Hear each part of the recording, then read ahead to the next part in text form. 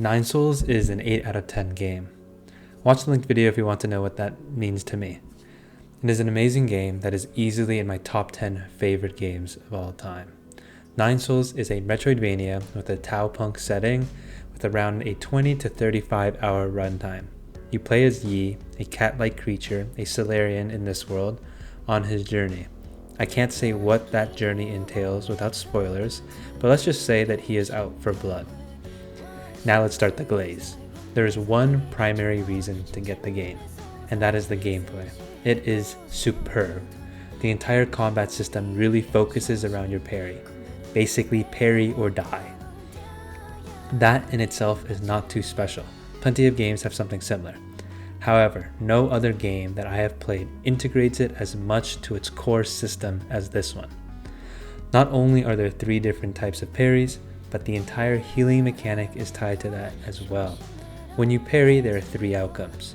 You perfect parry, taking no damage, you whiff, taking full damage, or you partially parry and take temporary damage, what the game calls internal damage. Internal damage can be recovered over time. However, taking any damage converts all internal damage into true, real damage. As healing is limited to a finite amount between checkpoints, every bit of true damage you receive is permanent until the next save. The game does not encourage you to interact with the parry mechanic. It forces you to master it. Parry or die. The bosses in this game are also great. I will admit I think the first 3 are on the weaker side, but almost every boss after that is fantastic. I won't spoil when you meet them, but there are 3 bosses in my opinion in particular that are exceptional. One of those bosses being the final boss.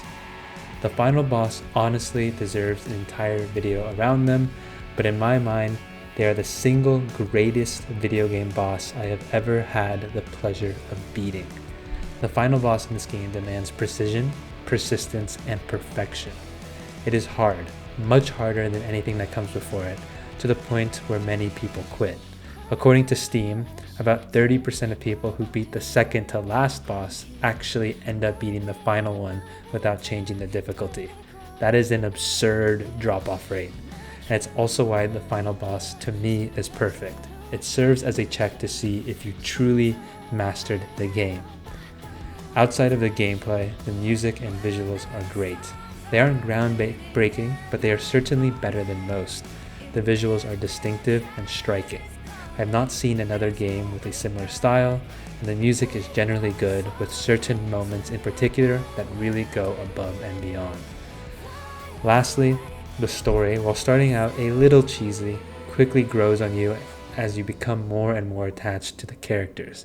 The dialogue likely could have been cut down, but the emotional beats at the end of the story really hit. The core theme is also quite strong, and I'm sure the game, at least to some degree, will have you reflecting on your own life while playing, similar to Outer Wilds does if you've played that game. So if everything about the game is so amazing, why not a 10 out of 10? The game falls short in a few aspects. The movement is sometimes not as smooth as I would like it to be. It's good, but not the same as someone like Hornet from Silksong.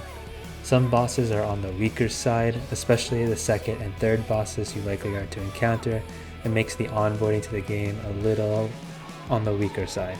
The story also takes a little bit of time to really get into the swing of things. I wish it could have ramped up a little faster, but everything past like the first quarter is really entertaining and immersive. And lastly, while the exploration was good, I definitely think it could have been improved. With that said, Nine Souls is absolutely worth the buy, has my favorite boss of all time, one of the best combat systems ever, great music, great visuals, and a great story. There's nothing really else you could ask for.